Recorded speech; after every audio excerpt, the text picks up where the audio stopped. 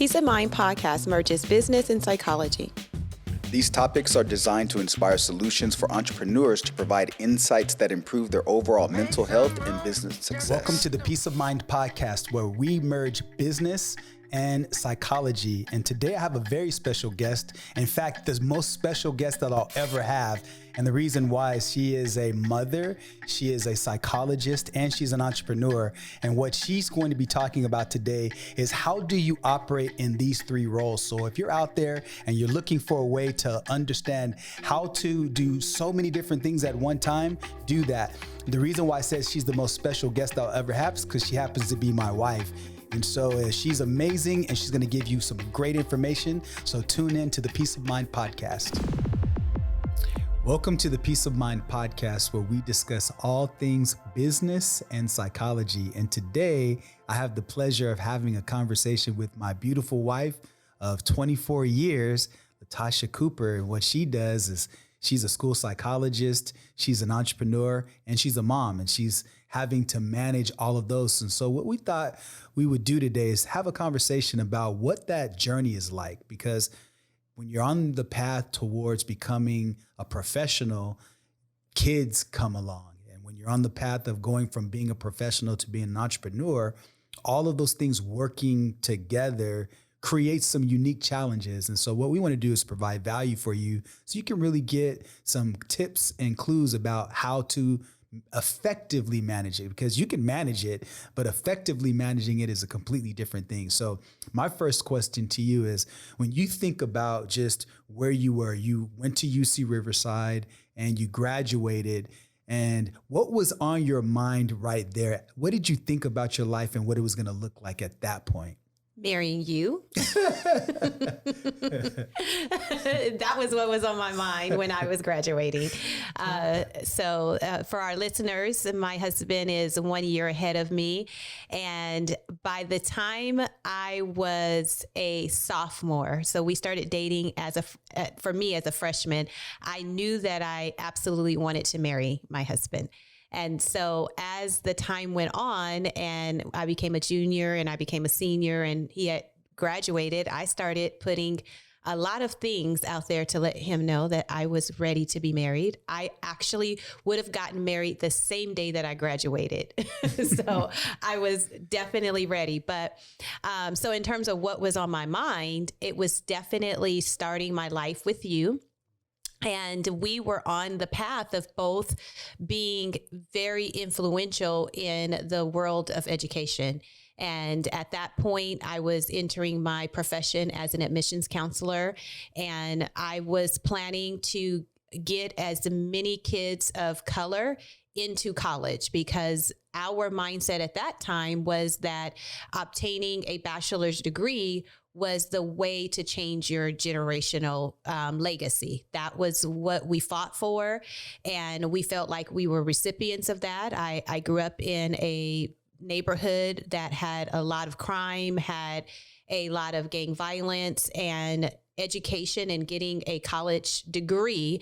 That's what I was told was going to be the one thing that would change our family's legacy. And that's what we bought into at that time. So yeah, that was on my mind, marrying you and getting as many kids into college as possible. And then you were on the path of being an elementary educator. You were a teacher. And so we felt like between you being a teacher and me being an admissions counselor, that we were going to change the world through education. Mm-hmm. And then 6 weeks after we got married, we found out that we were 6 weeks pregnant. Yes. So talk about how finding out that you were going to have your first child, what did that do to your mindset as it related to just your professional path? Because you talked about wanting to marry me. That's awesome. But from the professional standpoint and really being able to navigate now, having, being pregnant and all of that, talk to us about that. So as soon as we found out that we were pregnant, it didn't really, put on my mind immediately what I was going to do about my career. I hadn't even thought about it. And it wasn't until our son was born premature that I really was met with, do I want to go back to work, or do I want to be at home? And, for the listeners, our baby was born 6 weeks early, and he was only 4 pounds, the most precious, beautiful baby I've ever seen. And so that is the moment when my life changed. That was the moment when, honestly, changing the world at that moment was no longer important to me. And it was the look in my baby's face and knowing that at that point he was having trouble breathing. He was having trouble keeping food down. And I wanted to be everything to that young man, and giving birth to at such a young age and feeling this is a Black male that I am now responsible for. And I wanted to make sure that I was the one that raised him, obviously, along with you. And so at that moment, my profession was not important to me. But then after being home and changing a million diapers and being home all by myself, and I am not Molly homemaker, that is when I began to really begin to have the internal conflict of how do I balance motherhood and knowing that I have a gift and knowing that I've been blessed to be a very giving person in our community and to be a change agent.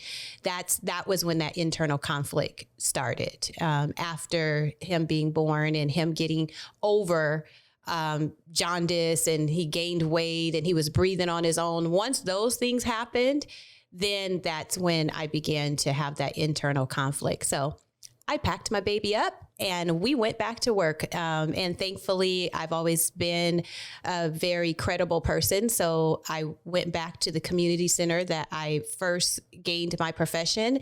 And the owner of that community center was like, yep, come and bring the baby with you.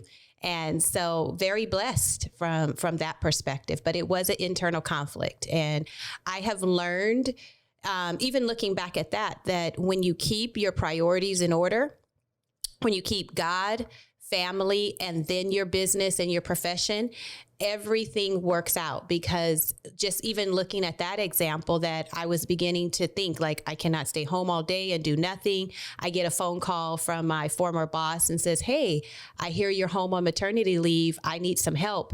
And I'm like, yeah, but what I'm gonna do with my baby? And she's like, bring the baby with you. And that is the benefit of entrepreneurship. Like, even looking back, she was able she was the entrepreneur that said you could bring your baby. Yeah. Exactly. She had control. And because I had a skill set that she desired, that she knew would be beneficial to her business, there was no one else that was allowed to bring their kids. But she was the owner, she was the founder. And so because of that, what she said went. And so looking at that, God has been in control all the time with helping me to see the power of entrepreneurship. So, okay. So now you work there, but that wasn't the same place you worked for your entire career. So talk about the time where there was that conflict between, okay, I can't take my baby to work now, and how do I now navigate being a professional and having a new child? I believe that the power of community is important. And so making sure that as a mom that you are part of a community of other moms who desire to raise their kids in a similar fashion. So me and my sisters, so to speak, we all were having kids together at the same time. So we decided that we would put our kids all at the same daycare, and we went together and looked for daycare centers, and we found one that we all felt comfortable with that had cameras, and we put our kids at the same childcare center. And that, I think, was the key to all of us feeling like we could move forward, because we knew that if anything happened, that one of those kids would say something. And at the same time, we were all in and out of there at different times. And to this day, we are still very close with the center director and many of the teachers that were at that center, because when you all have the same goal, that makes a big difference. So I believe having your circle of sister friends are important as you go on your journey, and making sure that you have that community around you of professional women, entrepreneurial women, to be able to help, raise the kids together. Because for me, it's always been important for me to be on the wealthy side, but I never wanted to be wealthy and then have kids who were not all together. That was definitely one of my boundaries, was that I wanted to be successful, but not at the expense of my kids. And one of the things that have always, been very, very grateful for is that I have been able to do both. And sometimes as women, you make the choice of either or. But I have always, through my community and obviously being married to you and the mindset that you have, so the mindset that we have together is that it's not either or, it is both. So talk to some of the people out there that might say, okay, well, it is either or in my mind. How do I transition to both? And so what did you do to help keep your sanity as it related to raising the kids, but then also what are some of the sacrifices you had to make to your job, and also some of the sacrifices that you had to make raising the kids? So I would say the sanity piece comes into the circle that's why associations are everything. And so that my associations with my sister friends were really important, and that's what helped to keep my sanity. The one thing I would say that I did sacrifice, and in today's times, there's so many ways that we can not sacrifice that, but I did sacrifice self-care. And so that was one thing that I would definitely say was difficult in terms of, taking the time to go to a massage, to get a massage, taking the time. Of course, I did the necessary things of going to get my nails done, going to get my hair done. Those, in my opinion, are necessities. People may think otherwise, but that's a necessity. But massages and being able to actually take part in yoga, making sure that you're exercising, making sure that you're eating things that are nutritious to yourself, and even the things that you're listening to, and just taking the time to do the things that you enjoy. I love dance, and so I definitely sacrificed some of those self-care type of things, those things that feed your soul and nourish your soul. And I think I did it from being a strong Black woman and kind of taking on like this martyr type of thing. And my philosophy has always been that the most revolutionary thing that I could do would be to raise my 2 Black sons. And so in an upstanding way. And so I definitely took on that role, that I was going to be that Black mom that was truly there and truly supportive of my 2 sons. And from the perspective of, they knew that I loved them, but I made sure that the education system. So for me, it was more about being an advocate for my kids. And so that was something that was really important to me, was that I was going to be the voice to make sure that my son's brilliance, that their gifts and that their talents would be seen, and that I was not going to just leave that to chance. And so I made sure that I was part of PTA. I made sure that I was part of school council, and I made sure that when they played sports, that I was the team mom. So when you encountered the school system, sometimes parents think that advocating for their kids means that they have to do it in a way that's confrontational. So how did you navigate advocating for your kids, but then at the same time letting them know that, hey, this mom doesn't play, but at the same time, I want you to respect me, but I don't want you to feel like we have to fight each other? I think in anything that you do, even on a business sense, it's all about providing value. And so even as I, network in the community on behalf of our business, it's all about adding value. And so what I would do is I would volunteer in the classroom. And because I am an educational psychologist, there are things that I can do that even maybe some of the other parents. So in terms of, especially in elementary, listening to the kids read and helping the teacher to be able to progress monitor the kids' reading skills. So you're involved with the daily process of your child's schooling instead of just saying, hey, I have a complaint, you need to fix this. You were there and you gave them an opportunity to get to know. Yes. And I provided value. I provided something. Now, of course, I didn't do bulletin boards because that's not my area of genius.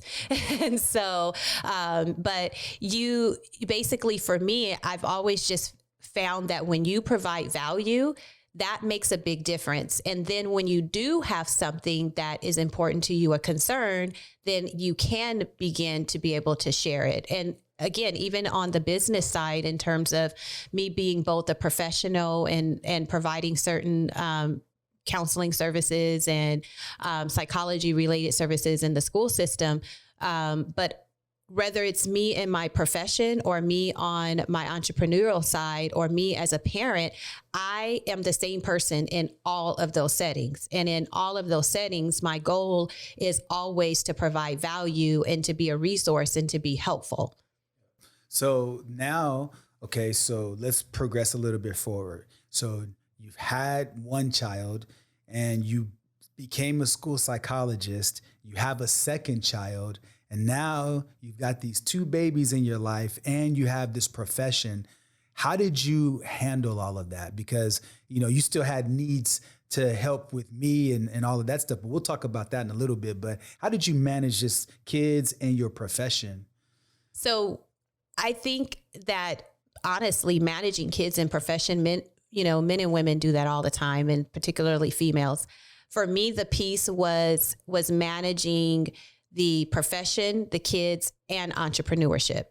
And so, because when you are a professional, you do have some boundaries that you can set.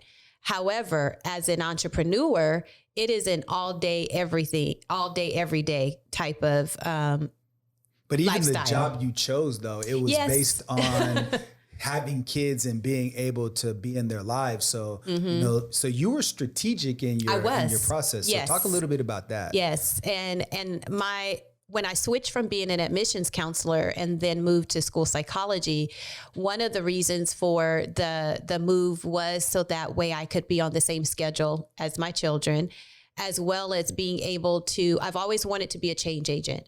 And so being able to be on the school campus and being able to help students who have various disabilities, I don't necessarily consider it disabilities, I consider it gifts.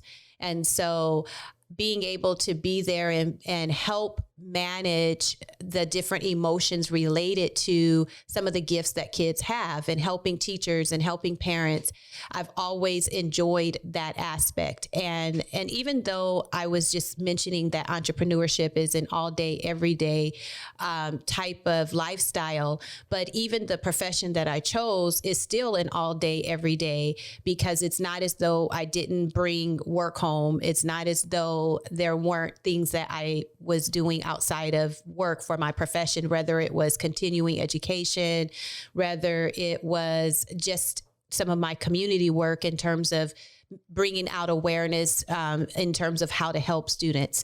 And so for me, in terms of answering the question as to, how did I balance it and what was my thought process? I didn't even think about balancing it. I like how I made it was I brought my kids along with me. And so, yes, there were times that my kids were with me at my school site. I would have to go pick them up from their school site, and then we would go back to my school site. So that way I could finish up a report. I could finish up things. And the same way with the entrepreneurship, when we had different business meetings, I would take the kids with us. And many times, because of my parenting style, the people didn't even know that the kids were there because I would bring activities for them that they knew that they needed to do quietly. And what that allowed for them to do is that even though they were maybe underneath the desk or the table, working on their activities, they still heard the speakers. And so I'm a big proponent that anything that you do is part of your family legacy. And so you include the children along with that. And I think that was one of the, in some ways, very intentional things that I did, but I didn't realize all of the blessings that would truly come out of that, because you're talking specifically about the blessings from entrepreneurship and being exposed into that environment. I think it's actually both, both, okay. Because I want to dig a little bit deeper in the entrepreneurial part. I think it's actually both, because my kids were with me for it all. They went with me to different events related to school psychology. They also went with me to different community things, as well as business and entrepreneurial. So they were with me through it all. I think that's an important point, because a lot of times people say, well, you're married, so it's easier for you. But in a sense, because of the fact that I was building a business, you did the same thing that a single mom would do in terms of working it out, having them with you, because, I would work long days. And so talk a little bit about that from the standpoint of what a single mom could do to really navigate that whole idea of raising kids and being a professional at the same time. I believe having a lot of dialogue with your kids, have a lot of teaching with your kids of how do you interact in settings. So I would teach my kids, when we go into this setting, this is what the expectations are. This is why we're going. This is what this is for. And so I think that teaching those pro-social skills to kids and then allowing them to practice them is really important. And so for me as a mom, I believe that it is important for you to include your kids. And so while we did have to have some help with childcare from time to time when they were younger, but we didn't necessarily need a whole lot of it, because we included the kids and took them with us. Yep. So obviously this podcast is just about the idea of mindset and also the psychology and how do we handle pressure. So talk about a time where you had a really significant event that made you feel like this level of discomfort, where you might have had a psychological, challenge or something like that. And then how did you overcome it? I think for me, the biggest challenges would come in that I can control my schedule and my events. However, when you also begin to have kids, because you have raised them in a certain manner, that they begin to take on activities of their own. And so there are those times that I felt like I wasn't always in control of everything. And because that's kind of my way of being. And so if it was a mock trial that came up, or a mock trial practice, and that was really important to my son, but we also had something on the entrepreneurial side that needed to be done. And I also had something on my professional side. So the mom guilt is truly real, because how do you make a choice? Do I do what is important on my child's schedule? Do I do what is important on my entrepreneurial schedule? Do I do what's important on my professional schedule? And that's where the strong mindset of resiliency, the strong mindset that you can figure out a solution, and also letting go of some pride of there are those times that you need help, because I talked about my community of my sister friends. And so being able to call on one of them to be able to step in and help within, what needed to take place. So the mindset is key. And I will say that there were times that I felt like the world was caving in. and that I was literally covered with not just like sinking in quicksand, but that there was some bricks that were being, put on top of me as I was sinking in that quicksand. And if you feel like you're sinking in quicksand, that's one of the most difficult things, because when you think about quicksand, like, it's quick and you're sinking, and how do you get out of that? And really the power of the mind in terms of what you're visualizing is so important. And so if you're visualizing that, then you're not going to get out of it. And so instead of visualizing me sinking in quicksand, I had to begin to visualize myself being in control and standing on a solid, firm foundation. And once I would switch from that visualization to the fact that number one, I'm a woman of God, and that anything that I set my mind to, that I know God is there for me, and I know that He would never leave me or forsake me.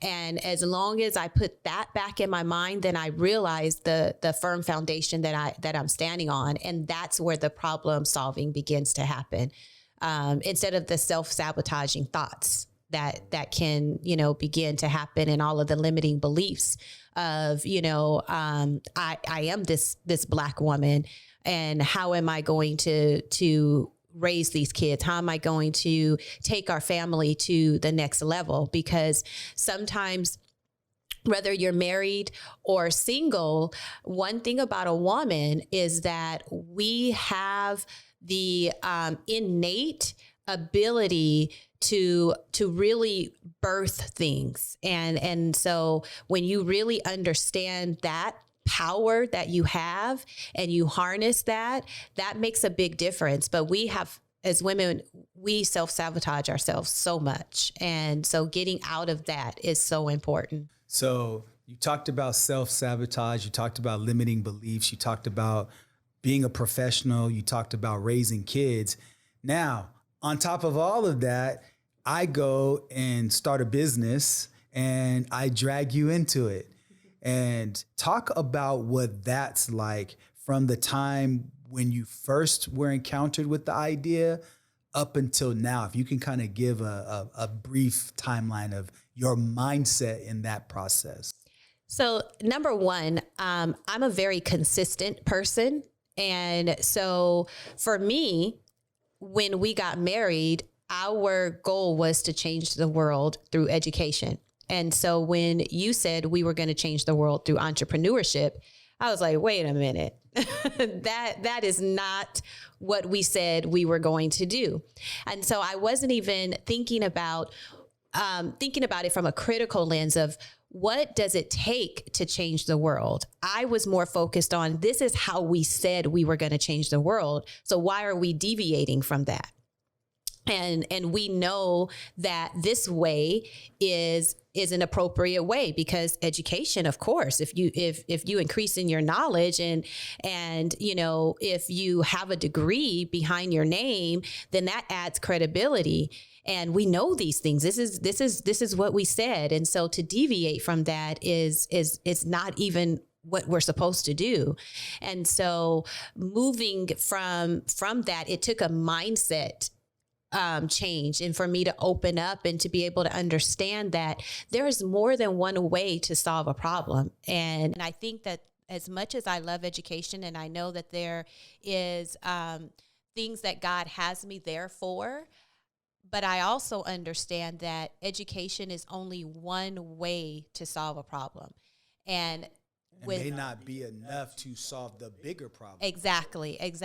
And so, and even once I began to be more supportive, and because of the industry that you're in, one of the things that helped me to become more supportive was that the business went from my head to my heart, because of the fact that I had an aunt that was diagnosed with cancer. And that was really the life-changing piece for me, because as I was there with her on her fight for cancer, I remember going to some of the different entrepreneurial events and learning more about just how finances can really change your positioning and your ability to be able to have all that you need when devastation happens, when tragedy happens, and that there are certain resources that are there. And so for me, what happened is, going through the situation with my aunt and having to make hard choices about the type of care that she was going to get, and being there when there were other financial resources that she needed, and the fact that me and my cousin, we had to pull together to take care of her. And if she would have been able to have had her finances really in order, and there's something called long-term care. I didn't even know that.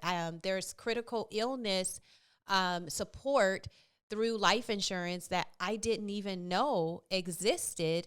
And I started to piece it together because of your industry and understanding, even from my aunt's perspective, of what kind of dignity that would have been able to give her. When you're in the fight of your life, when you are battling cancer, you don't want to have to worry about how are you going to pay the medical bills? How are you going to get the medicine that you need? You don't want to have to worry about your living arrangements. You don't want to have to worry about those things. You want to just fight for your life, because your life is literally at stake. And so that was really, for me, the beginning of me understanding how entrepreneurship does help to solve so many problems that we're faced with. I love it. And so when you think about just where we are now, and as you probably would have never thought in a million years that you'd be doing so many different things, how is life for you now? So for me, life is amazing because I am committed to my profession. And I've had the opportunity of being on the board of directors for California Association of School Psychologists, and I was the region rep. And really, that was such a valuable experience. And I get a chance to work with children on a daily basis. And so children bring out just some amazing things that you don't even know you have inside. Like I said, children are gifts. And being able to be in their presence on a regular day-to-day basis just brings so much life into you. And then on the other side of being an entrepreneur and the way that we actually conduct our business, that many of our business partners are our family members. And so they have children. And so I just feel like on both ends, I'm blessed with children in my profession. You don't mean like biological family. You mean like they're like family. Yes, right? they're like family. Right, and right. So we don't have brothers and sisters and cousins, but but it's such a blessing because of the fact that we on our entrepreneurial journey, we've not only gained business partners, but we've gained family, and also at the same time, really learning how to stretch your mind, because one of the things about entrepreneurship is that it actually solves some of the world's problems. And so being able to use entrepreneurship to be part of the solution, because for me, I am very relational, but I'm also solution oriented as well. I'm not the kind of person that just enjoys having conversations without change. And so I enjoy talking to people and I enjoy getting to know people, but I also want to make sure that we're not just theoretically speaking, because intellectually, I can have a lot of intellectual back and forth conversations, but what are we going to do with the intellect? Because I believe that if we don't use our intellect to actually do something and allow that to be a catalyst for change, then what are we doing? We're just having cookies and conversation. Like, I don't want to just have cookies and conversation. Mm-hmm. So last question for you. So what advice would you give that individual and that person who is either married or single, who has kids and they're trying to venture into the world of entrepreneurship? What advice would you give? My advice is always the same. Have your priorities and your values together. And so, because that is the foundation that you have to work from. And so that is number one. And then number two, it would be self-care, because going on the journey to become an entrepreneur is going to take every fabric of your DNA. And so you want to be able to be the type of entrepreneur that thrives. And I can definitely say that that has been an area that I have not been the best in. And so sometimes we learn from our mistakes. And so I would definitely say, like I said, number one, have your priorities and your values first, then self-care. And then the third that I would say is really develop your community, and make sure that within that community that you're not just a taker in that community, that you are, loving on others, that you are providing value. And when you do that, the connections are much deeper. And once you have those deep connections, that is because, for like I said, I'm about a catalyst for change. And it is through those deep connections that you can be connected at the heart level, because when you're connected at the heart level, then you're not going to let your other person down. And so I would definitely say that those are the three pieces of advice that I would have. But on the other side, I would say time management is really key.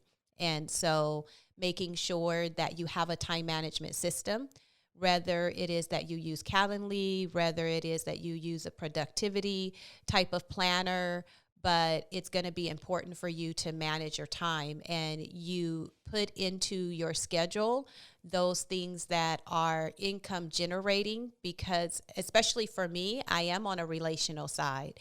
And so I do enjoy developing relationships, but as a business person, you do have to make sure that you are conducting business. And so you want to make sure that you are paying attention to doing those activities that are income generating. Well, I just want to say fantastic information, and also want to say thank you, because as an entrepreneur, there's no way that I would have been able to have the level of success that I've had without you taking care of the kids while I was out building a business.